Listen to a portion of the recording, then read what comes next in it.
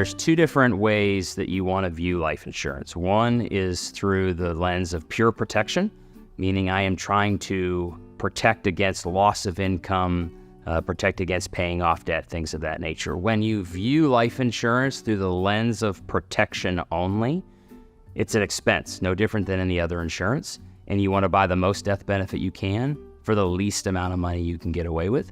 And that's where term insurance really becomes to, I would say, be the primary solution for that particular need, because protection is the most important thing, and I can get the most amount of protection for the least amount of money using term insurance. Whereas if you start to flip that lens, and maybe we're looking at insurance for estate taxes, because I have a net worth that is high enough that the government's going to tax it at 40% over and above the exemption. I don't want that money to go to the government. I want it to go to the family, or I certainly want my estate to be reimbursed, if you will, or have the cash, the liquidity to pay estate taxes. When you start dealing with that and the certainty of death, then permanent insurance becomes certainly the solution, because I don't know when I'm going to die. I know I'm going to die, but I need a policy that's going to be around.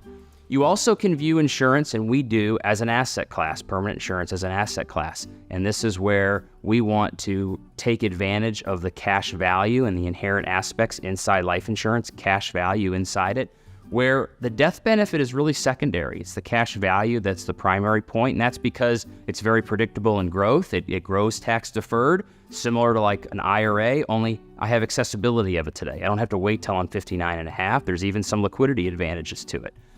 And so all of that now becomes an asset class. And in that case, when death benefit's secondary, I actually want to secure the death benefit down to the least amount that I have to secure, that I have to buy, for the most money that I can contribute, because I don't want the insurance costs to eat into the growth and the value.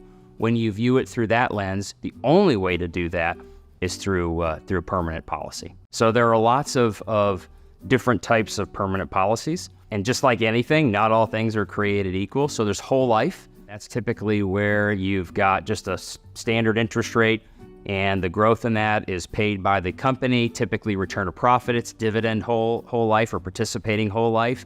All of the growth and the way that those policies grows, they've got a guaranteed interest rate, and then the company declares dividends.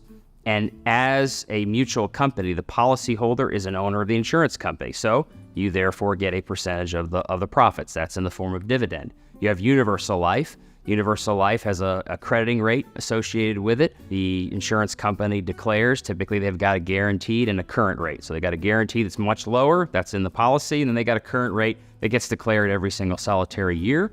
All different life policies have different aspects to it. Philosophically at Prevail, when we want to use it as an asset class, we want it to be an alternative asset class. We don't want it to mirror something else. So anytime you're looking at index products or variable products where the growth, the reward, and thus the risk is affiliated with the stock market or some form of it, now it's mirroring another asset class. That's why we love participating whole life, because again, the insurance company and the profitability of the insurance company is driving the return, not the market.